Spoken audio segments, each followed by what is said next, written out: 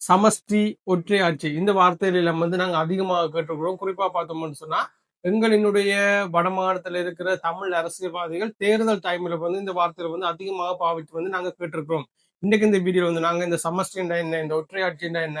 தமிழ்நாட்டுல தற்பொழுது நடைபெற இருக்கிற இந்த தேர்தல்ல தமிழ் தேசிய சிந்தனை உடைய ஒரு கட்சி ஆட்சிக்கு வந்தால் என்ன மாதிரியான நன்மைகள் எங்களுக்கு கிடைக்கும்? அதே ஒரு திராவிட கட்சி ஆட்சிக்கு வருவதால் என்ன மாதிரியான ஒரு நன்மை எங்களுக்கு கிடைக்கும்? தற்பொழுது யாழ்ப்பாணத்தில் இளைஞர் மத்தியில் தோன்றுகிற 2 மாறுபட்ட சிந்தனைகள் தொடர்பாக ஒன்று பார்த்தோம்னு சொன்னா தமிழ் தேசிய சிந்தனையை பின்பற்றுகின்ற நாம் தமிழர் கட்சிக்கு ஆதரவாகவும், இன்னொரு பக்கம் பார்த்தோம்னு சொன்னா சினிமா துறையிலிருந்து தற்பொழுது அரசியலுக்குள்ள வந்திருக்கிற தமிழக வெற்றி கழகம் விஜய்க்கு ஆதரவாகவும் 2 மாறுபட்ட சிந்தனைகளை யாழ்ப்பாணத்துல தற்பொழுது பார்க்கக்கூடிய மாதிரி இருக்குது. இந்த விஷயங்கள் எல்லாத்தையும் பற்றி தான் இந்த வீடியோ நாங்க பார்க்க போறோம். தொடர்ந்து வீடியோ பாருங்க. ரைட்.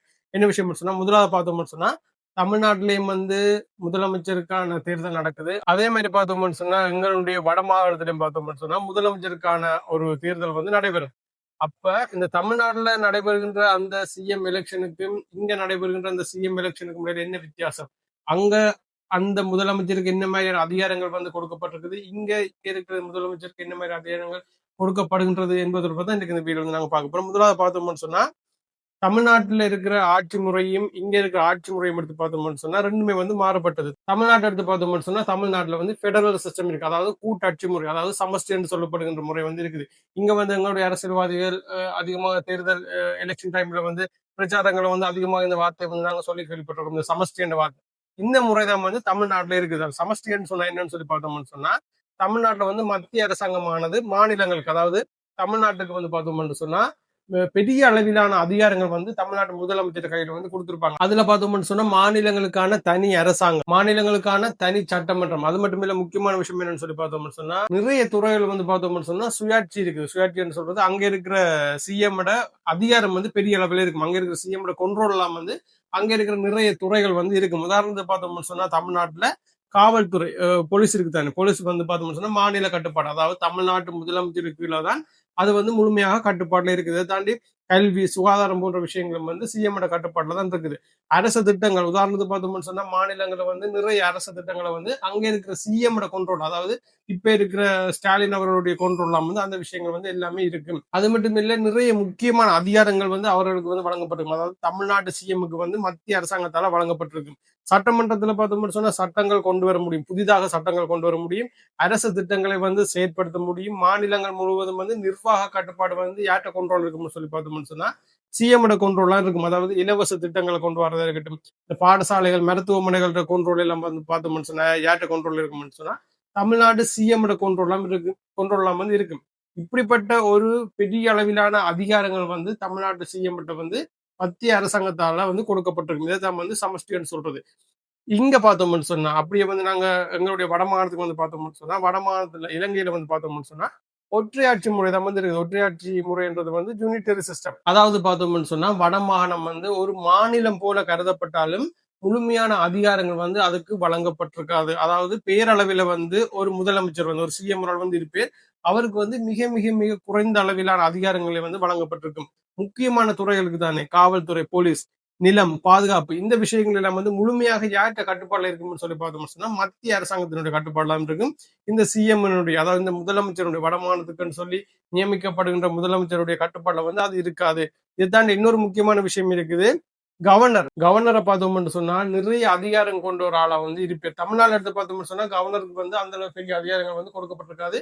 முழு கண்ட்ரோலுமே சிஎம் கண்ட்ரோல்லாம் இருக்கும். ஆனா இங்க எடுத்து பார்த்தோம்னு சொன்னா, இலங்கை எடுத்து பார்த்தோம்னு சொன்னா மாகாணங்களை ஒரு தனி மாநிலமாக கருதப்பட்டாலும் அங்க ஒரு சிஎம் இருந்தாலும் அந்த சிஎம்முக்கு பார்த்தோம்னு சொன்னா பெரிய அளவிலான அதிகாரங்கள் கொடுக்கப்பட்டிருக்காது. முக்கியமான நான் சொன்ன மாதிரி காவல்துறை, நிலம், பாதுகாப்பு, இது போன்ற விஷயங்கள் எல்லாம் பார்த்தோம்னு சொன்னா சென்ட்ரல் கவர்மெண்ட், அதாவது மத்திய அரசாங்கத்தினுடைய கட்டுப்பாடு இருக்கும். இங்க இருக்கிற கவர்னருக்கும் அதிக அளவிலான அதிகாரங்கள் வழங்கப்பட்டிருக்கு. இதனால பார்த்தோம்னு சொன்னா இங்க இருக்கிற முதலமைச்சர் புதிதாக ஒரு விஷயத்தை கொண்டு வந்தாலோ, அல்லது புதிதாக ஒரு சட்டத்தை கொண்டு வந்தாலோ, அல்லது புதிதாக ஒரு திட்டத்தை கொண்டு வந்தாலோ அதை கண்ட்ரோல் பண்ணக்கூடிய அதிகாரம் கவர்னருக்கு இருக்கும். இதை தாண்டி பார்த்தோம்னு சொன்னா மத்திய அரசாங்கத்துக்கு இருக்கும். இதனால இங்க இருக்கிற சிஎம்ஆல பெரிய அளவில் நிறைய விஷயங்களை செய்ய முடியாமல் இருக்கும். ஏன்னு சொன்னா அவருக்கு மிக மிக மிக குறைந்த அளவிலான அதிகாரங்களை வழங்கப்பட்டிருக்கும். அந்த முறைதான் இலங்கையில இருக்கின்றது. இந்த முறையை இன்னும் லேசா சொல்லணும்னு சொன்னா இப்ப தமிழ்நாடு சிஎம்ஐயும் வட மாநிலத்துக்குரிய சிஎம்ஐயும் எடுத்து பார்த்தோம்னு சொன்னா தமிழ்நாடு சிஎம்முக்கு வந்து பார்த்தோம்னு சொன்னா போலீஸை வந்து கண்ட்ரோல் பண்ணக்கூடிய அதிகாரம் இருக்கும். ஆனா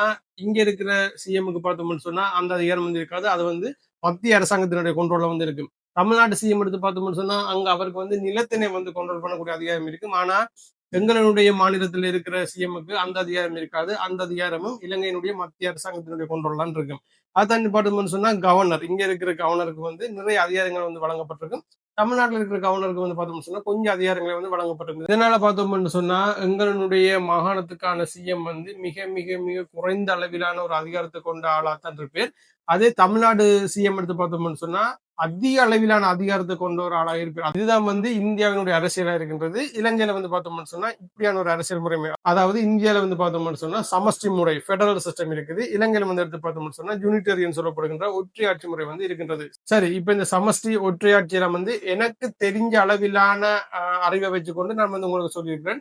இந்த வீடியோ பார்த்து கொண்டிருக்கிறார்கள் நிறைய பேர் வந்து நிறைய அரசியல் படித்தாக்கள் இருப்பீங்க, நிறைய அரசியல்வாதிகள் பார்க்கலாம், அல்லது அரசியல் தொடர்பாக ஆர்வம் இருக்கிற நிறைய பேர் வந்து பார்க்கலாம், சட்டம் படித்தாக்கள் வந்து பார்க்கலாம்.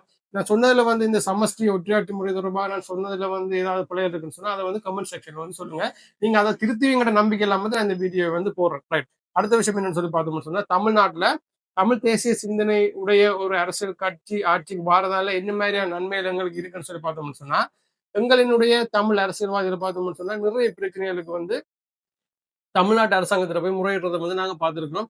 ரீசெண்டாவே பார்த்தோம்னு சொன்னா இங்க இருந்து கூட போய் சிஎம் சந்திச்சு இந்த எலெக்ஷன் பிரச்சாரங்கள் தொடங்குறதுக்கு முதலே பார்த்தோம்னு சொன்னா சிஎம் போய் சந்திச்சு தமிழ்நாட்டு முதலமைச்சரை சந்திச்சு எங்களினுடைய பிரச்சனை தொடர்பாக வந்து கழிச்சிட்டு வந்திருந்தாங்க. ஏன் தமிழ்நாட்டுல போய் சொல்றாங்கன்னு சொன்னா இந்தியாவை பார்த்தோம்னு சொன்னா இந்தியாவினுடைய மத்திய அரசாங்கத்துக்கு நாங்க எங்களுடைய தமிழ் அரசியல்வாதிகள் இந்தியாவினுடைய மத்திய அரசாங்கத்துக்கு போய் அழுத்தம் கொடுக்கறதை விட தமிழ்நாட்டு சிஎம் கிட்ட சொல்லி தமிழ்நாட்டு சிஎம் ஊடாக மத்திய அரசாங்கத்துக்கு அழுத்தம் கொடுக்கறது வந்து ஒரு பெரிய விஷயமாக இருக்கும். ஏன்னு சொன்னா அந்த அளவுக்கு தமிழ்நாட்டு சிஎம்முக்கு அதிக அளவிலான அதிகாரங்கள் வந்து கொடுக்கப்பட்டிருக்குது. இப்ப பார்த்தோம்னு சொன்னா இப்ப இருக்கிற தமிழ்நாட்டு கவர்மெண்ட் வந்து ஒரு திராவிட சிந்தனையுடைய ஒரு அரசியல் கட்சியாக இருக்கின்றது.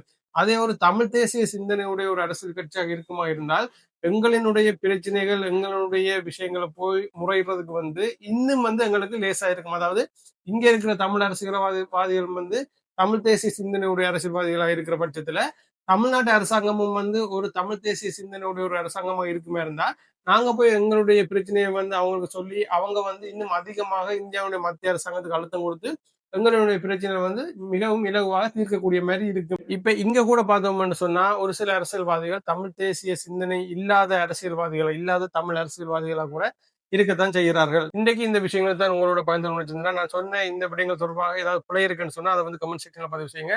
தற்பொழுது நடைபெற இருக்கின்ற தமிழ்நாடு தேர்தலில் வந்து திராவிட சிந்தனையுடைய கட்சி தான் மீண்டும் ஆட்சியை கைப்பற்ற போகின்றதா, ஒரு அரசியல் கட்சி ஆட்சியை கைப்பற்ற போகின்றதா, அல்லது நடிகர் விஜயினுடைய தலைமையில தற்பொழுது உருவாகி இருக்கிற தமிழக வெற்றி கழகம் ஆட்சியை கைப்பற்ற போகுது என்பது தொடர்பான உங்களுடைய கருத்துக்களை வந்து கமெண்ட் செக்ஷன்ல பதிவு செய்யுங்க. இன்னொரு வீடியோவில் உங்களை சந்திக்கிறேன்.